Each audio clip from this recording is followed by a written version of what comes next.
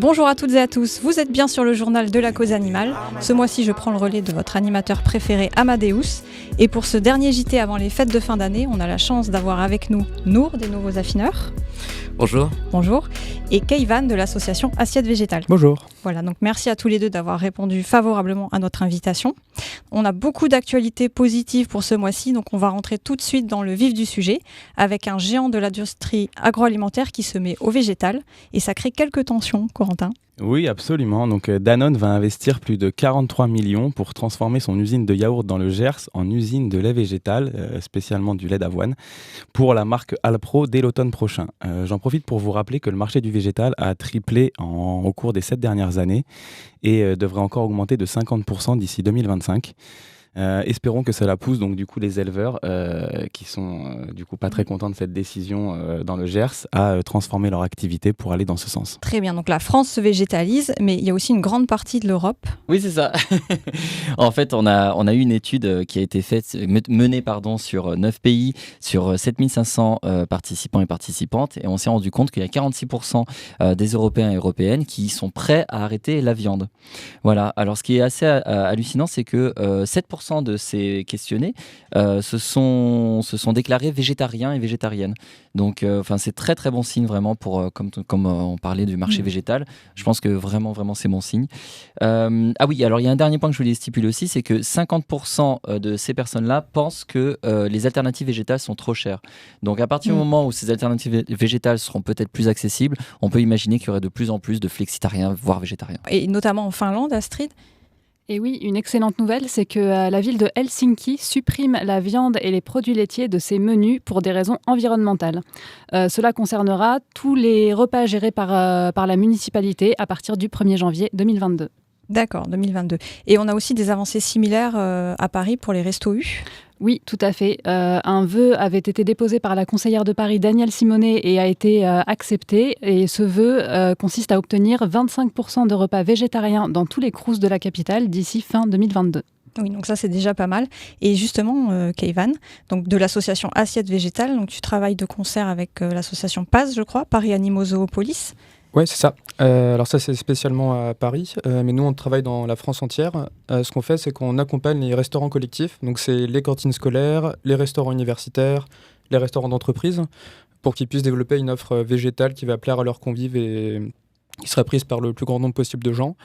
Et donc à Paris, ce qu'on avait fait avec Assiette Végétale, c'est qu'on avait lancé une pétition d'universitaires avec une chercheuse qui s'appelle Marie-Claude Marsolier pour demander aux Crous de Paris de faire plus de végétal. Ça a été repris ensuite par l'association PAZ qui a fait un super travail de plaidoyer auprès du Conseil de Paris jusqu'à l'adoption du vœu dont tu parlais, Astrid. Et maintenant, le Crous de Paris, alors fin 2022, devra faire 25% de repas végétariens dans ses restos U. Et c'est encore mieux parce que fin 2024, ce sera 40% et fin 2026, ce sera 50%. Donc c'est hyper ambitieux. Je pense qu'en France, il n'y a aucune institution qui a de tels objectifs sur le végétarien. Et on est super contents. Ça, c'est des engagements fermes, c'est-à-dire qu'ils sont tenus de respecter ces objectifs. Alors, ils sont tenus de le faire. Après, est-ce qu'ils le feront ? Ça... Ouais. On ne le sait pas, mais justement, avec Assiette Végétale, ce qu'on va faire, c'est qu'on va leur proposer des formations à la cuisine végétale, on va leur proposer des événements dans leur restaurant pour que ça plaise à leurs convives et qu'ils réussissent ces objectifs. Okay. Et j'en profite aussi pour dire que l'association fait une campagne de levée de fonds en décembre. On a un grand donateur qui triple les dons. Et si vous voulez soutenir notre travail, vous pouvez donc aller sur le site assiettevegetale.org ou juste pour vous tenir informé, regarder ce qu'on fait. Et vous pouvez aussi donner parce que pour faire ce qu'on fait, on a besoin d'argent. J'ai une question. Vous avez de plus en plus d'établissements, d'organismes qui font appel à vous justement pour être accompagnés ? Ouais. Notamment dans les collèges et les lycées, on remarque qu'il y a un vrai besoin de formation à la cuisine végétale et les chefs de collèges et de lycées sont très demandeurs de ces formations. C'est plus les jeunes au final, puisqu'on parle de crous, étudiants, tout ça, donc c'est plus une population plus jeune apparemment. Ouais. On sent chez les étudiants notamment, c'est le public qui est le plus demandeur, mais les lycéens, les collégiens sont aussi très ouverts. C'est vrai que parfois dans les restaurants d'entreprise avec les publics un peu plus âgés, plus masculin aussi, il faut le dire. C'est un peu plus compliqué. La réception n'est pas la même. Mais on est très content parce que on sent que dans le monde de la restauration collective, les choses changent et que le végétal acquiert une place de plus en plus importante. Vraiment chouette. Alors, je vais en profiter, comme c'est le dernier JT avant les fêtes de fin d'année, pour vous annoncer le prochain débat qui sera diffusé dans 15 jours. Et le thème, ce sera vegan, comment gérer les repas de fête. Donc, je pense qu'on a tous, à un moment, été concernés par ce sujet. Donc voilà, n'hésitez pas, ce sera dans 15 jours. Donc, à propos des fêtes, on pense souvent au foie gras. Mais le Royaume-Uni compte bien y mettre un terme, Harry. Oui, absolument. Le Royaume-Uni met un terme à la production et à la consommation de foie gras. D'ailleurs, parmi les députés, il y en a certains qui ont demandé vraiment au marché, tout simplement, de faire en sorte de trouver de meilleures alternatives. Et il en existe vraiment beaucoup. Je pense qu'on en reparlera à la fin de l'émission. Mais voilà, c'est vraiment super. Alors, peut-être que tu voulais enchaîner. Ouais, on va enchaîner sur Eric Adams, qui est le maire de New York, vegan d'ailleurs, et c'est vrai que là ça se voit parce que depuis son élection, une des premières décisions, merci, ça a été d'interdire le foie gras, donc que ce soit la production, la consommation, la vente, même le fait de détenir du foie gras chez soi est interdit à New York, et ça c'est à partir de 2022. Ouais, c'est une décision, je pense, aussi. très symbolique quand même pour quand même on reprécise que le foie gras c'est un foie qui fait 10 fois la taille initiale d'un foie normal, que c'est une des pires tortures qu'on puisse avoir dans l'industrie de la viande. Et que ça engendre aussi le broyage des poussins femelles. Voilà. Absolument. Donc beaucoup de souffrance. Et donc on a aussi une autre avancée au Royaume-Uni, cette fois pour les poulpes, les crabes et les homards. Ah oui, c'est vrai, on en parle maintenant, exactement. En fait, au Royaume-Uni, il y a 300 études qui ont vraiment mis en avant le fait que les homards, les poulpes et les crabes sont des êtres sensibles. Alors maintenant, grâce à ça, puisqu'on est vraiment dans le projet de loi sur le bien-être animal qui se passe en ce moment au Royaume-Uni, eh bien, étant donné que ces animaux-là sont déclarés êtres sensibles, eh bien maintenant, il serait interdit de, par exemple, tuer d'une certaine manière un homard, de écarter, enfin de retirer les pinces, les ébouillanter vivants aussi, de les ébouillanter vivants, voilà, tout ça va être interdit, c'est en projet de loi. Ce qui est intéressant, c'est que voilà, il y a des études qui le prouvent formellement, et voilà, la science de l'éthologie est très important justement pour vraiment préciser comment et pourquoi ces animaux sont vraiment des êtres sensibles. Voilà, il faut en arriver à attendre des études scientifiques qui le prouvent pour que... mais bon, c'est assez étonnant d'ailleurs concernant le poulpe, parce qu'on sait depuis très longtemps quand même que c'est une espèce archi intelligente et évoluée, donc c'est étonnant qu'elle soit dans le même tiroir que les crabes et les homards. Ouais. C'est ça, c'est vraiment étonnant. On a plein d'archives des poulpes qui ouvrent des boîtes de conserve en très peu de temps. Enfin, mais on attend 2021 pour se rendre compte que ces animaux souffrent aussi et sont des êtres sentients. Mieux vaut tard que jamais. Alors on va rester un peu dans la thématique de Noël. Je voulais vous parler de l'opération Shoebox Vegan qui est reconduite. Donc elle est organisée notamment par l'association Alliance Éthique. Alors le principe c'est simple, c'est vous prenez une boîte à chaussures, vous mettez plein de cadeaux véganes dedans, vous mettez un petit mot, vous emballez, et l'association va les distribuer avant Noël aux gens qui sont dans la rue. Plutôt vers Sète et Montpellier, si j'ai bien compris. Donc si jamais vous ne voulez pas payer les frais de port, etc., vous pouvez faire un don sur Hello Association pour Alliance Éthique.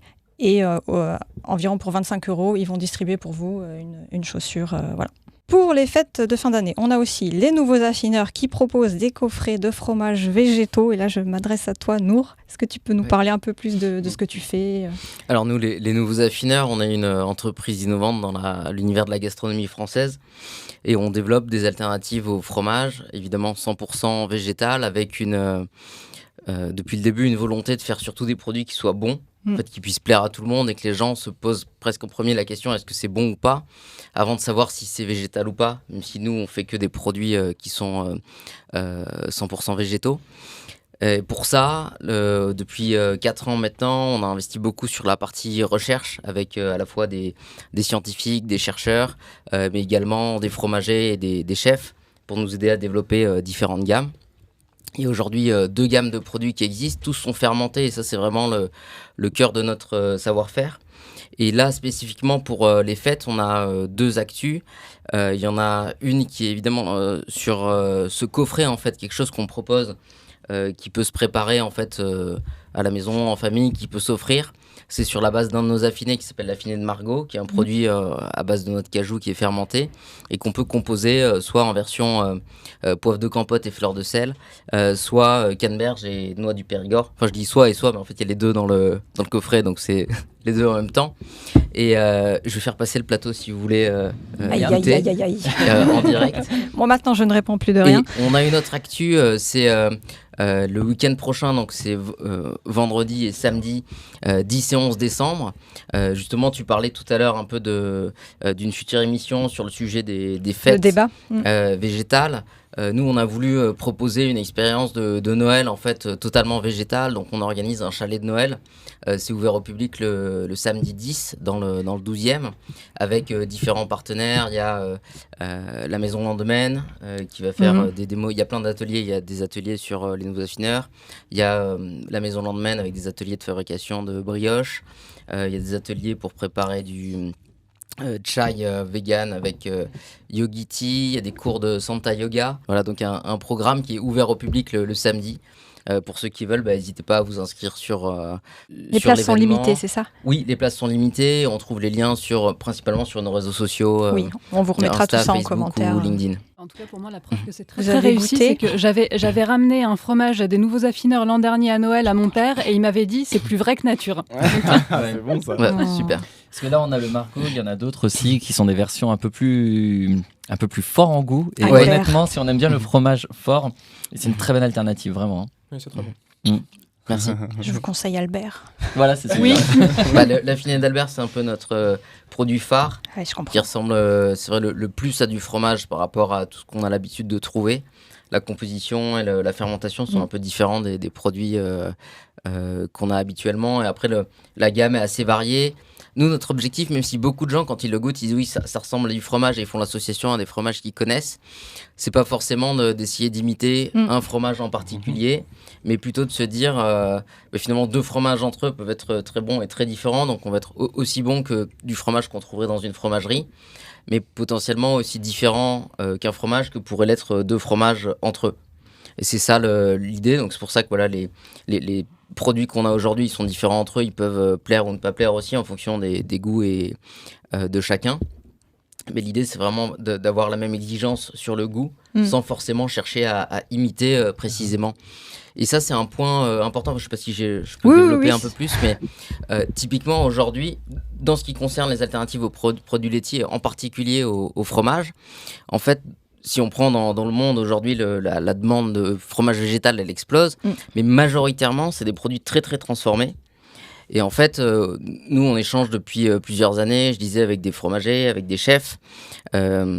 Et en fait... Vous faites un partenariat avec un resto étoilé aussi. Oui, il y a eu plusieurs chefs étoilés qui ont travaillé avec nous, mais actuellement, on trouve nos produits au pavillon Laudoyen. Donc, c'est le chef Yannick Aleno qui a 3 étoiles Michelin. Et ce que je disais, oui, c'est que dans la demande qu'il y a partout, la majorité des produits qui existent sont des produits assez transformés et non fermentés. C'est souvent des produits avec beaucoup de graisse saturée, de l'amidon. Et en fait, ces produits-là, en général, leur goût vient d'arômes qui sont fournis par les aromaticiens. Il y a une segmentation en fait dans la partie production. Il y a des gens qui fabriquent les arômes. Il y a des gens qui fabriquent des ingrédients type des isolats de protéines ou autres. Puis il y a des gens qui fabriquent en les mélangeant. Nous, on a une approche très différente en fait via la fermentation. Ça permet de maintenir aussi des saveurs. Des choses qu'on va retrouver en fait, pas forcément les mêmes, mais dans l'univers des fromages fermentés, et vraiment d'être dans cette logique de compléter la gamme plutôt que de la remplacer. D'accord, oui. Merci beaucoup, c'est très intéressant tout ça. Merci. Et d'ailleurs, justement, pour les fêtes de fin d'année, il y a Amadeus, vous aviez envoyé un plateau de fromage à Amadeus, et il pensait que c'était pour fêter la victoire de la PPL, mais ce n'était pas le cas. Mais donc, Astrid, est-ce que tu peux nous confirmer enfin cette bonne nouvelle ? Eh bien oui, puisque donc, la loi visant à lutter contre la maltraitance animale a enfin été promulguée le 30 novembre, après presque 1 an de rebondissement. On peut déplorer l'absence de nombreux sujets dans la PPL, enfin dans la proposition de base, donc notamment l'élevage, la chasse et la corrida, qui n'ont pas du tout été abordés dans la loi. Par contre, il y a quand même eu de belles avancées, notamment pour les animaux de compagnie et concernant la fourrure et la captivité des animaux sauvages. Je tiens à rappeler aussi que l'étude de cette proposition de loi avait été mise au calendrier parlementaire par le gouvernement uniquement après l'annonce de la candidature d'Hélène Touy à la présidentielle. Donc voilà, ce qui montre un petit peu que ça a été un calendrier quand même plus électoral que réellement éthique, mais on se réjouit que ce soit enfin passé. Voilà, c'est déjà ça. Et donc ça montre aussi que les initiatives remontées à l'Assemblée nationale peuvent fonctionner. Et on a une nouvelle consultation au niveau européen cette fois ? Oui, tout à fait. Il y a une consultation européenne donc, qui est ouverte à tous sur le sujet du bien-être animal dans les élevages. Donc on met bien-être animal avec des guillemets. Les sujets abordés sont assez larges, comme les conditions d'élevage, les mutilations, le transport, la labellisation des produits en fonction des conditions de bien-être animal, entre guillemets. Et donc, c'est une consultation qui est ouverte à tous jusqu'au 21 janvier. Donc, vous pouvez laisser votre avis sur le site europa.eu pour dire que c'est important de prendre en compte la sentience des animaux. Et donc, le bien-être animal, ça passe aussi par des bonnes actions de terrain et des actions de sauvetage, notamment, Harry. Oui. On parle de Pool House, c'est ça ? Oui. Alors, Pool House, si vous voulez adopter des poules pour les sauver, il y a 10 000 poules qui sont proposées par l'organisme Pool House. Le projet n'a pas pu aboutir et au final, qui c'est qui paye le prix fort ? C'est un petit peu les poules. Voilà. Donc, du coup, si vous voulez les sauver, il y a 10 000 poules à sauver. Mais en tout cas, si vous voulez en sauver encore plus, arrêtez de les manger et de manger leurs œufs. Voilà. Très bien dit. Alors, un autre type d'action pour le bien-être animal, ce sont les actions contre la chasse. On va parler un peu des animaux sauvages, Corentin. Oui, absolument. Il y a actuellement une pétition officielle sur le site de l'Assemblée nationale pour en finir avec la chasse en enclos, qui est dénoncée et critiquée au sein même du monde de la chasse. Nous devons en finir avec ces massacres qui ressemblent vraiment à du baltrap vivant. C'est pourquoi nous avons besoin de vous tous pour reprendre une belle citation. C'est dans la vie sauvage que repose la sauvegarde du monde. Donc merci à vous tous d'avance, mes amis, pour aller vraiment participer à cette consultation publique. Et donc on va rester dans la thématique de la chasse. Et cette fois, on a une heureuse décision sur la chasse à courre. Exactement, donc c'est une merveilleuse nouvelle qui fait suite à l'élection à la présidence du département des Côtes-d'Armor, donc de Christian Coaille, qui a tranché pour interdire cette pratique d'un autre temps sur les 1100 hectares donc de la forêt d'Avangour dans les Côtes-d'Armor. Il a précisé que pour rester cohérent envers son positionnement, il ne pouvait pas reconduire la convention autorisant une telle pratique dans cette forêt. Enfin quelqu'un de cohérent. Exactement, et qui s'y tient, ouais. Bon. Un petit mot sur le président de la Fédération nationale des chasseurs. Oui, exactement, qui nous a fait donc une belle sortie lors d'une émission de radio. Et donc voilà, donc ils s'en cachent plus. Ils ne sont donc plus là pour réguler, a priori. Donc leur argument qui nous sortait depuis une cinquantaine d'années, finalement, ne tient plus. Et ça sort de la bouche du président lui-même de la FNC. Ce qui est génial avec ces personnes, du coup, c'est qu'il suffit juste de les laisser parler, en fait, et pour qu'ils se tirent des balles dans les pieds tout seuls. Donc c'est vraiment chouette. Si jamais vous croisez des chasseurs ou autres, voilà, vous avez juste à les laisser parler, et puis voilà, vous enregistrez, c'est vraiment chouette. Donc voilà. Là, on parle de Willy Schren. Exactement, oui. Voilà. Pour ceux qui ne l'auraient pas reconnu. Au cas où.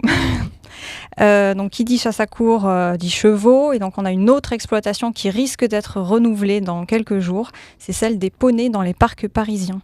Oui, tout à fait. La ville de Paris vient de réautoriser les balades à poney dans les parcs. La ville de Paris a toutefois attribué des jours de congé aux poneys, des sortes de RTT, entre guillemets, ou de congé maternité pour les femelles qui seraient enceintes. Et l'association Paris Animaux Zoopolis s'est indignée de cette décision. Pas encore passé. Ça va être voté dans quelques jours, il me semble. Oui. Mais c'est mal engagé, quoi. Oui, voilà, c'est ça. Enfin, on peut supposer que ça va être reconduit. Et Paris Animaux Zoopolis est en train de s'indigner de cette reconduction, puisque malgré une certaine amélioration, entre guillemets, des conditions de travail des poneys, ça veut dire qu'on continue quand même à les considérer comme des jouets à notre disposition. Voilà, ça reste une mesurette. Voilà. Et du coup, est-ce qu'ils cotisent pour leur retraite avec tout ça? Probablement pas. Ils ne sont même pas payés déjà. Voilà. Donc on va rester avec les équidés et une action symbolique, mais une grande première en France pour la mémoire des chevaux de guerre.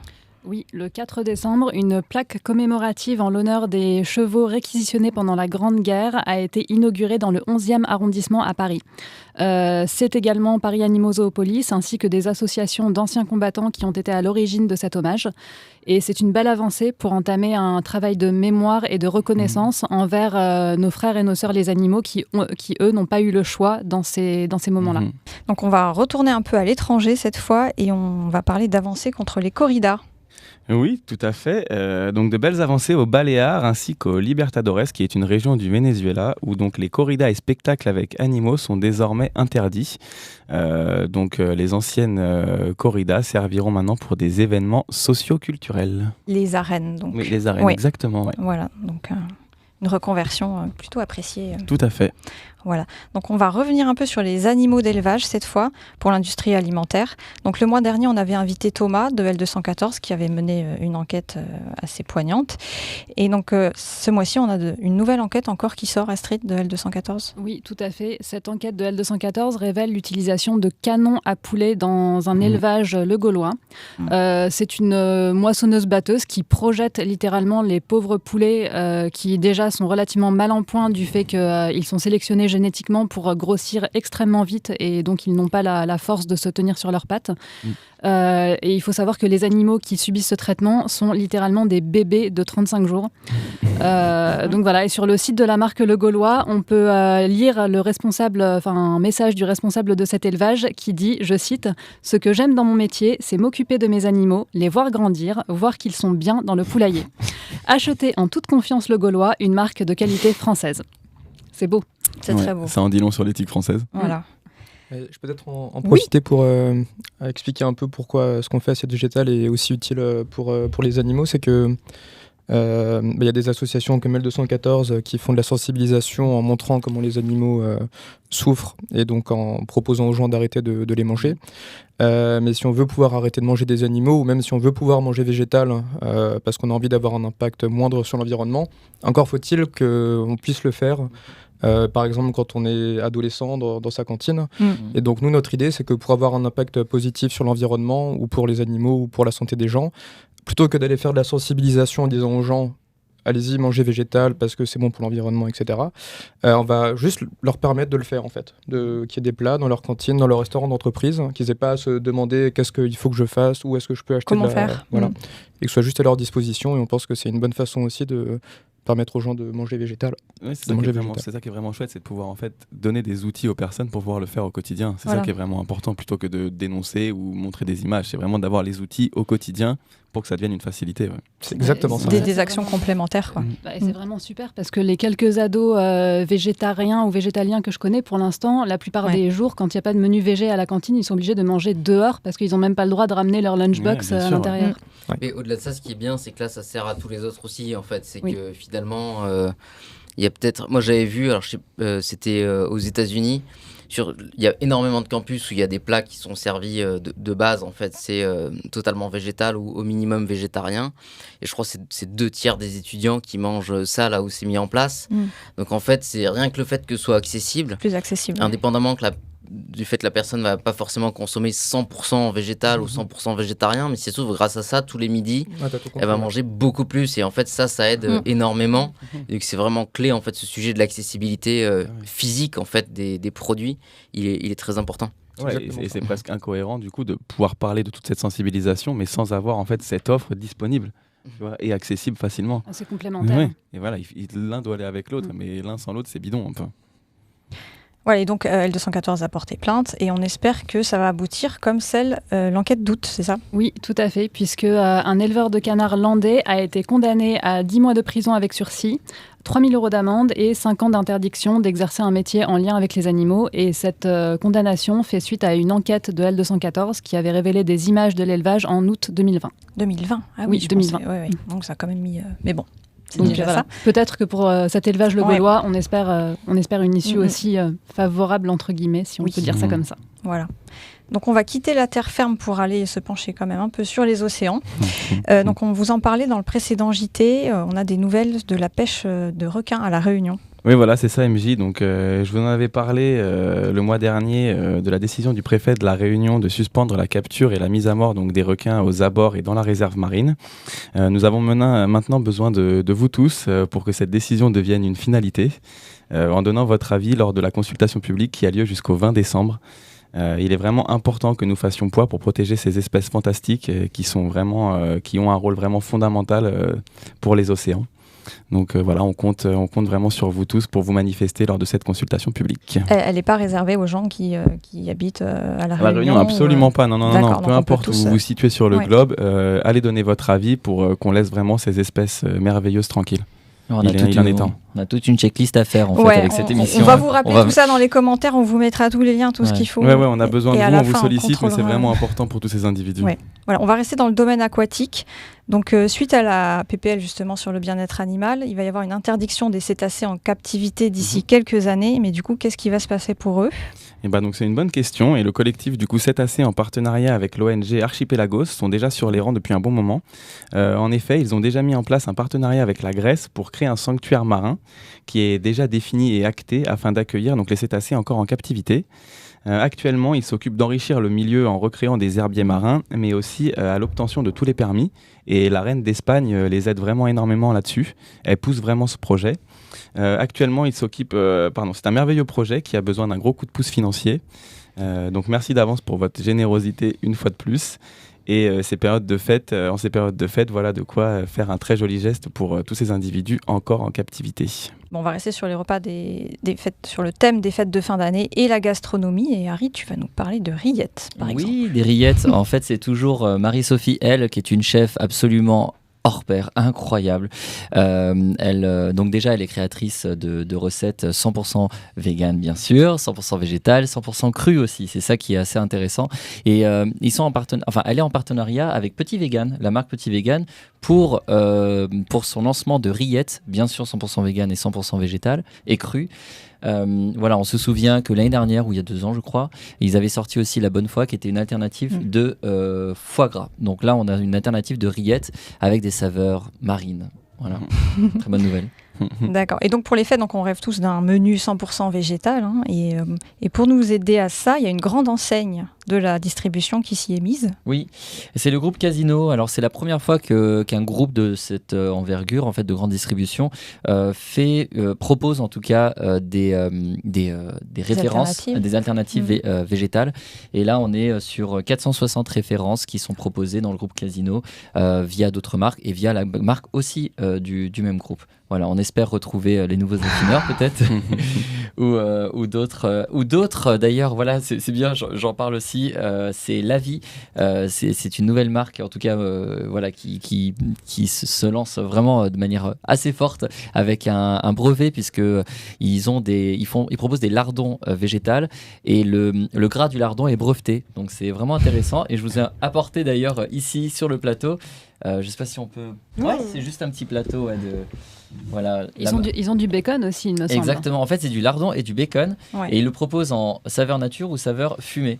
Voilà, donc là on a un petit aperçu de comment je crois qu'ils ont ils ont une campagne de communication assez poussée, on va dire. Dans le métro, je pense qu'on les a tous vus. C'est très engagé, très engagé. Et d'ailleurs ils disent souvent c'est un petit pas pour l'homme mais c'est un bond de géant pour les cochons. Ouais. Voilà. Et alors on précise que bien sûr manger végétal, c'est bien meilleur pour la planète, bien meilleur pour la santé et bien sûr pour les animaux. Donc c'est cette petite partie-là qui est brevetée, c'est ça? C'est ça. C'est génial. C'est ça. Merci La Vie. Donc maintenant je voulais vous parler du prix de l'animalisme francophone. En fait, le public, donc vous tous, vous pouvez voter sur des sujets de la cause animale en fonction de l'utilité pour les animaux sur le long terme. Et donc cette année, il y a 8 catégories, dont 2 pour lesquelles le JCA est nominé. Donc il y a la meilleure création vidéo avec la vidéo sur la fête des mères et le lait. Et il y a la catégorie aussi meilleur article rédigé par Le Monde. C'est un portrait d'Amadeus, héros des animaux, dans lequel il évoque aussi le JCA. Donc vous pouvez voter en ligne jusqu'au 20 décembre. Pour ce mois-ci, on n'aura pas de rubrique événements. On n'a pas voulu remplacer notre ami Willy, qui a eu un grave accident et qui est à l'hôpital à peine sorti du coma. Donc toutes nos pensées vont vers lui. On va faire tout ce qu'on peut pour l'accompagner.